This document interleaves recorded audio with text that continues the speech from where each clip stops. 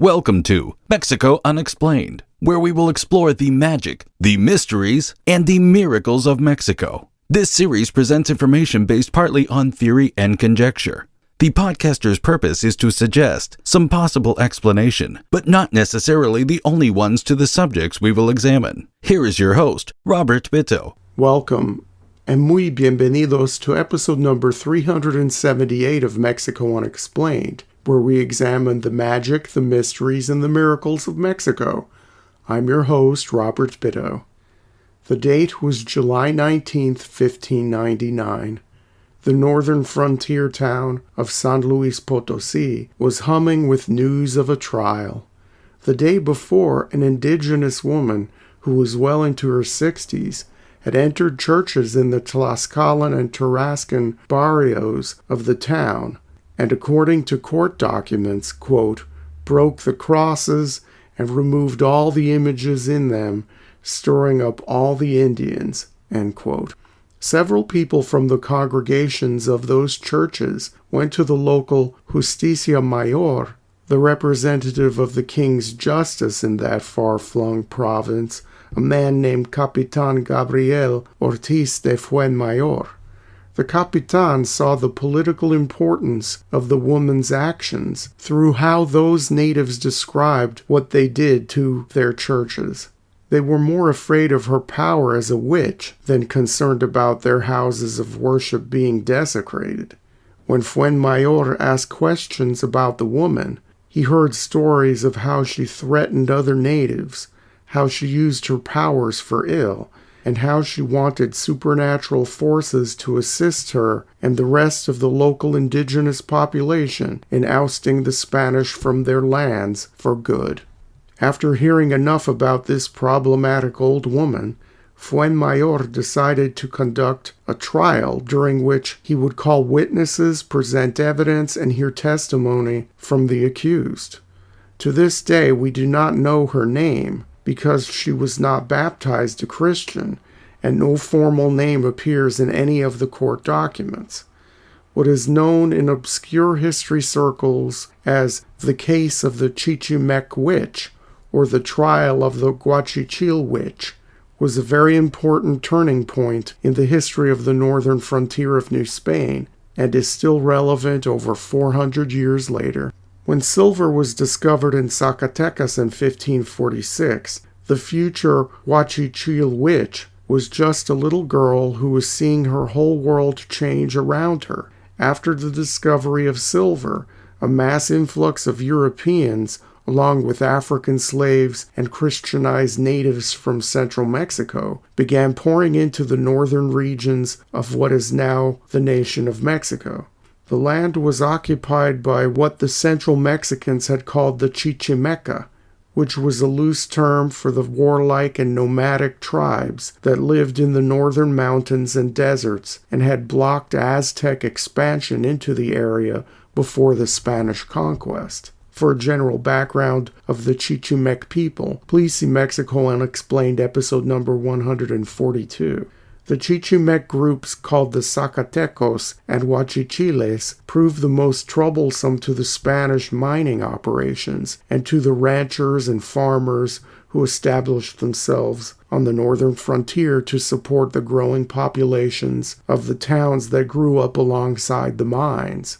After decades of outright war, the Spanish decided to use a carrot instead of a stick, and gave the Zacatecos and Huachichiles gifts of food and manufactured goods to get them dependent enough on these luxuries so that they would give up their warring nomadic existence and settle down.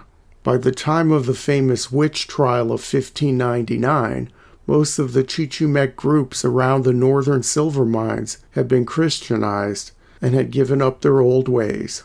Those who wished to continue their traditional ways of life were either pushed out to the margins away from European civilization, or they engaged in sporadic raiding from remote mountain or desert hideaways. There were people like the supposed Chichimec witch who were straddling two worlds, living in settlements or near settlements, but still having the mentality, sympathies, and memories of a bygone age. Those people were of particular concern to the Spanish authorities because within them were the seeds of dissent and possible revolt. Part of the Spanish Chichimec pacification process was to bring Christianized natives from central Mexico north in hopes that their civilized example would further encourage the Chichimeca to give up their traditional way of life. The Spanish hoped that the more nomadic Indians would be watered down out of existence through intermarriage with the indigenous people from central Mexico brought north. The Spanish were committing an error that many people still commit to this day, that is, thinking that all indigenous people are the same. The Tarascan or Purepecha people and the Tlaxcalans or Tlaxcalteca people, who were coming from the advanced civilizations in the south, had always looked down on the Chichimeca as barbarians. They had nothing in common with them and wanted very little to do with these people. And while some intermarriage did occur, it was extremely rare.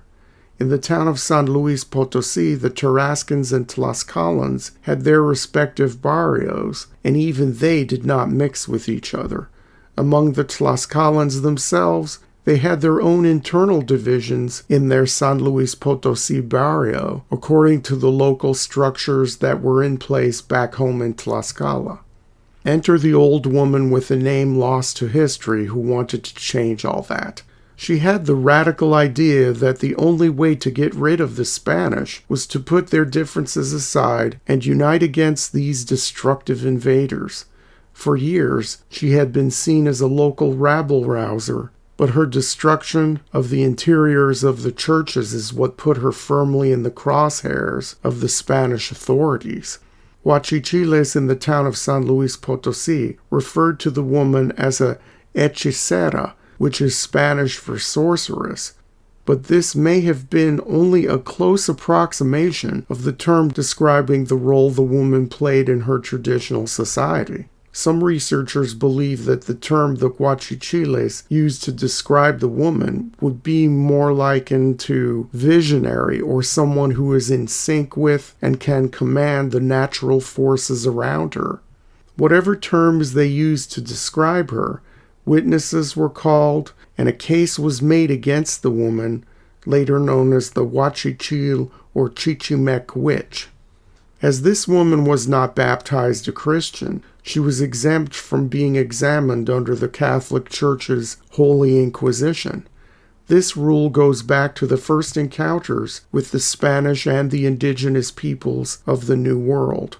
Under church law, the people of the newly discovered lands were considered innocent if they had not yet received the proper religious instruction in the true faith. Since this woman was not even baptized, the Inquisition had no case to try this old woman for witchcraft. So the Spanish authorities set up a civil trial to deal with her, thus circumventing the church's authority in this case. Of the 6 witnesses called in the trial, 1 was a Christianized Tarascan, and 5 were from the same ethnic group as the woman. They were Huachichil.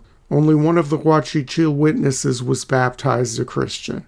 The first witness called in the trial was Mateo, a Huachichil who lived in the Tlaxcala barrio. He saw the old woman destroy the interior of the Tlaxcalan church, but that wasn't all. In his sworn testimony, Mateo stated that the woman, quote, yelled out in her native tongue that now many people would die, and that even if they saw her dead, they should not believe she had died, because many Indians and Christians would have to die before she died, end quote.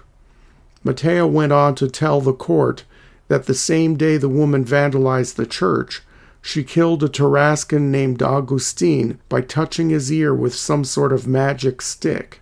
In addition to this, Mateo stated that on Sunday, the old woman told all indigenous people not to go to Mass, and out of fear of the woman's powers, all regular churchgoers stayed home. While speaking to a crowd on that same day, according to Mateo, the woman told the people there that the time would come when they would need to bring their sons and, quote, that no Spaniard was to be left alive because all would be killed, because the Indians would kill them, and that they should all rise up and that the earth would open with the sorcery that she was going to work, end quote. The second witness in the trial was a Tarascan named Juan, and he corroborated the story of the first witness. He told of Agustin, the poor man whose ear was touched by the old woman, and who went home, vomited violently, passed out, and then died. Juan also mentioned in his testimony that the woman went to 3 other Indian settlements, San Miguel, Agua del Venado, and Charcas, to try to get the men to go to the Tlaxcalan barrio of San Luis Potosí to rise up against the Spanish. She told them if they didn't do as she asked, she would open up the earth and it would swallow them up. The third witness was a Huachichil man named Juan, who told of rumors that the old woman could turn herself into a coyote at will. Juan also witnessed the death of poor Agustin, who was touched by the witch, and further testified to the old woman traveling to various native settlements to try to sow the seeds of dissent under the threat of her using her own bag of magic tricks to make their lives miserable. The fourth witness was an unbaptized Huachichil man named Gaspar, who dazzled the court with stories of the old woman's sorcery. Gaspar claimed to have known the woman for many, many years, and during that time she bragged about how she had turned a man into a deer, and how she turned her own partner, a man named Andres, into a coyote. Gaspar also told the court that the woman had approached a former Chichimec war leader who had settled down after he was baptized and encouraged him to attack San Luis Potosí with a group of ex-warriors. When this Christianized Chichimec leader refused, the old woman threatened to open up the earth once again. The fifth witness was Andres, the old woman's companion. He stated under oath that he had only known her for 3 years, and they were friends, not husband and wife. He claimed that she once turned him into a coyote with her magical powers, and then she also turned her own son into a deer. Andres claimed that the woman had both the intention and the power to make all dead indigenous people rise again to fight against the Spanish. The last witness was Pedro de Torres, the captain of the Huachichiles in San Miguel. He said he was visited by the witch, although he didn't know her, and she wanted him to take part in an uprising. He reaffirmed his Christian faith to her, at which point the old woman fell to her knees and started pounding the dirt with her fists. The Huachichil leader, who was in good graces with the Spanish, told the court that the old woman had been traveling the countryside trying to unite people of various tribes and promised them eternal life if they were to lose their lives in the fight. To the justice present, this was the key point made by a respected native leader that would be the nail in the coffin to seal the old woman's fate. When called to give her testimony, the old woman told the court a little bit about her own history and recalled recent visions she had had. This did not help her case at all. When asked if she was a witch, she gave a flat-out no as an answer, but yet when she spoke of the time she spent away from living in San Luis Potosí, she described how she had the power to make the earth split open and claimed she had witnesses to her powers. The old woman told the court of a powerful vision she had of 2 deer, one riding a horse and one holding a horse by the bridle. The deer, she claimed, gave her special powers to heal. When asked about the incidents at the churches, the woman told the truth and said that she did indeed wreck the interiors, but she added something to the story. While in the Tlaxcalan church, she watched her own daughter, who was baptized and buried there, rise from the dead. The daughter ran out of the church, and the old woman couldn't catch her. When asked if she had the powers to raise the dead, the old woman quickly answered yes, and stated that she had done that many times in the past, but yet she maintained that despite all this, she was not a witch. The Spanish authorities appointed the old woman defense counsel, a man named Juan Lopez Paniagua. Paniagua sought to prove her innocence by claiming that the old woman was a drunk, and her testimony should not be taken seriously by the Spaniards. In his closing arguments, the old woman's lawyer stated, quote, "She was drunk, and with the drunkenness and fury of the alcohol, she says that she saw visions, and being drunk, she entered the churches, and without knowing what she was doing, she pulled down the images because of that vision she claims to have seen." End quote. The Justicia Mayor, Gabriel Ortiz de Fuenmayor, did not buy the crazy drunk Indian lady defense, and when the old woman's lawyer asked for a 3-day extension of the trial to examine new evidence, Fuenmayor refused. He had spent years in the Spanish army fighting the Chichimec in the north, and was not about to give some politically disruptive old woman clemency. Fuenmayor quickly proclaimed the woman's sentence, quote, "that she be let out of jail and taken on horseback, with the trumpets blaring and a town crier announcing her crimes, to the gallows situated on the road from San Luis to Tlaxcala, and there that her feet be raised from the floor with a rope, and that she die naturally by hanging." End quote. The next day, the people of the frontier town watched the sentence being carried out, with the old woman's screams and curses drowning out the trumpets. According to witnesses, when the old woman's body was raised from the floor and left to hang, it took her hours to die. 400 years later, the trial of the Chichimec witch serves as an example of one lone woman's battle against an empire and her determination to resist at all costs. Thank you once again for listening to another episode of Mexico Unexplained. Remember to like and subscribe to us on YouTube and follow us on Twitter and TikTok. Tell your friends by sharing these shows with others. Please go to our website, MexicoUnexplained.com, for references, illustrations, and for free access to transcripts of past shows. Please visit Amazon.com to purchase the books, Mexico Unexplained, Mexican Monsters, and Mexican Miracles, to get hard copies of the magic, the mysteries, and the miracles of Mexico. We appreciate your kind attention once again. Until next time, thank you and gracias. Thank you for listening to another episode of Mexico Unexplained with host Robert Bitto.